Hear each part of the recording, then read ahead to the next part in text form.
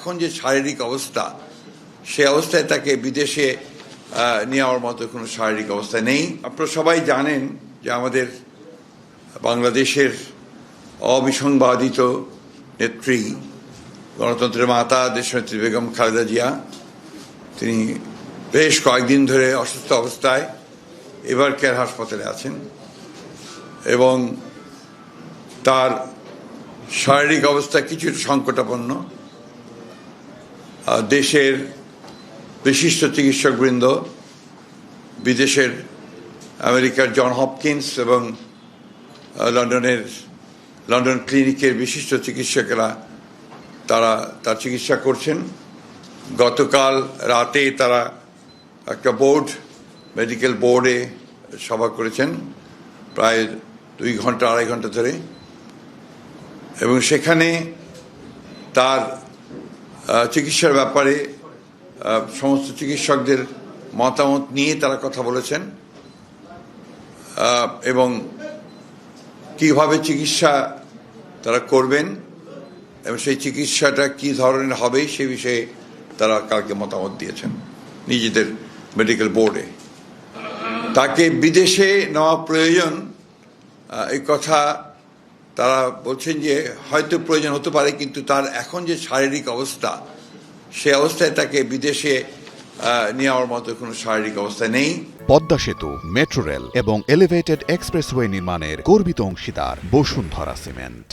শারীরিক অবস্থা আল্লাহর অশেষ রহমতে যদি স্টেবল হয়, তখন চিন্তা করে দেখা হবে যে তাকে বিদেশে নেওয়া সম্ভব হবে কিনা। তবে বিদেশে নেওয়ার জন্য যে প্রয়োজনীয় বিষয়গুলো রয়েছে, আপনার ভিসা, অন্যান্য দেশের সঙ্গে যেসব দেশে যাওয়ার সম্ভব হতে পারে সেসব দেশের সঙ্গে যোগাযোগ করা এবং এর অ্যাম্বুলেন্সের ব্যাপারগুলো নিয়ে যথেষ্ট আলোচনা হয়েছে এবং সেগুলো মোটামুটি কাজ এগিয়ে আছে। অর্থাৎ যদি আপনার প্রয়োজন হয় এবং যদি দেখা যায় যে she is ready to fly, তখন তাকে নিয়ে যাওয়ার ব্যাপারে খুব দ্রুত সিদ্ধান্ত নেওয়া সম্ভব হবে। আরেকটি বিষয় যেটা আমি আপনাদের মাধ্যমে গোটা দেশবাসীর কাছে জানাতে চাই, যে স্বাভাবিকভাবেই দেশনেত্রী বেগম খালেদা জিয়া এই দেশের সবচেয়ে জনপ্রিয় নেত্রী এবং তার অসুস্থতায় সব মানুষই উদ্বিগ্ন, উৎকণ্ঠিত এবং অসংখ্য মানুষ হাসপাতালে ভিড় করছেন। এতে করে হাসপাতালের কর্তৃপক্ষ এবং চিকিৎসকরা অত্যন্ত বিব্রত বোধ করছেন। তারা চিকিৎসা কার্য চালাতে ম্যাডামেরটাও এবং একসাথে অন্যান্য যারা রোগী আছে তাদেরটাও তাদের সেখানে বিঘ্ন সৃষ্টি করা হচ্ছে। তা আপনাদের মাধ্যমে আমি সংশ্লিষ্ট সকলের কাছে অনুরোধ জানাতে চাই যে আপনারা কেউ দয়া করে হাসপাতালে ভিড় করবেন না।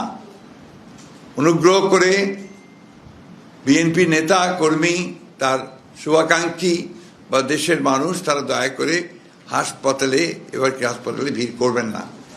আমরা সময় মতো আপনাদেরকে তার হেলথ বুলেটিন সম্পর্কে জানানো হবে, সেটা আপনারা জানবেন, কিন্তু আবার অনুরোধ করছি দয়া করে কেউ সেখানে উপস্থিত হবেন না।